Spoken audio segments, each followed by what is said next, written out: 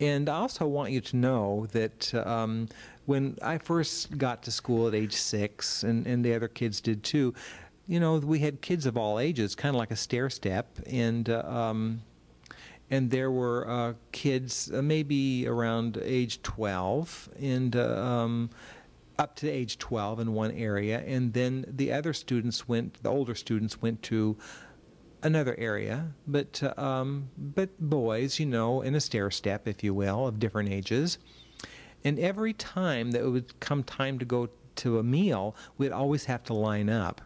And we would line up in the way of order. In the same way going to classes. So any kind of activity that we ever did, we always went in a line every time. And I'm not complaining about that. It was just something that we got used to in those days.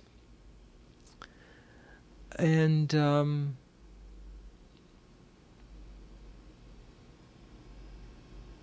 there was, I guess, what you'd call a kindergarten, and my particular time at school, they didn't really call it kindergarten. They just called it grade O, and then 1, 2, 3, 4, 5, and 6, and so on. So we started at grade O.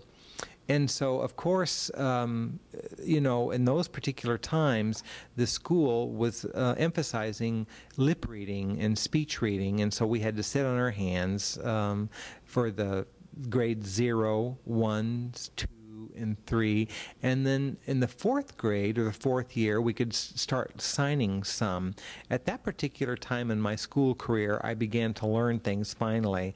I'm absolutely stone deaf and don't hear a thing, and it was very difficult for me until I got to about the 4th year of school. But I did learn most everything I know through sign language. I want to talk a little bit about sports too. We often would play sports with, is it not Washougal, but it's Woodland.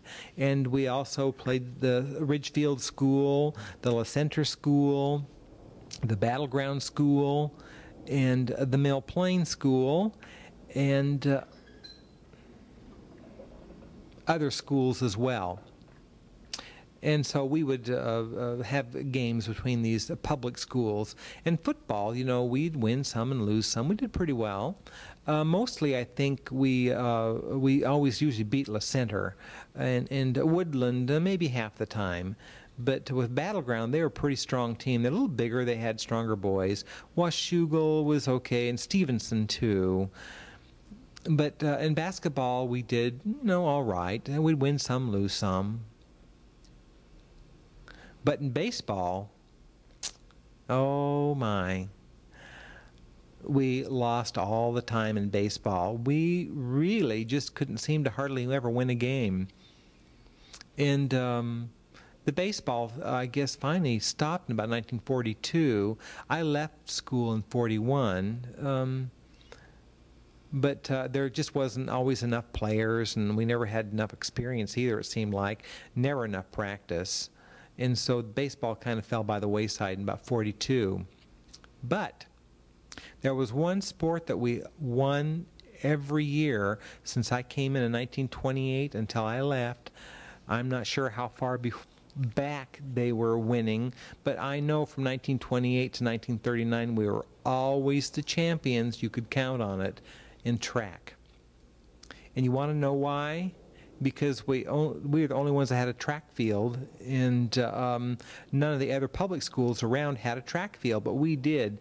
And so we often ran and practiced track activities.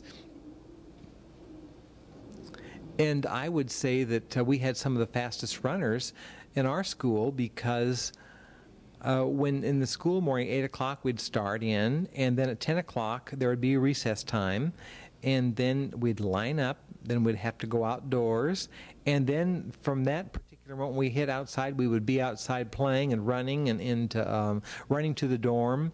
And then there's also lunchtime, and so the bell would ring, and so we'd line up to go out of the building, and then we'd all rush in a big, huge race to get to where we wanted to go. Then at 3:30, when school finished, it'd be the same thing. We'd line up, and we were always running on the campus.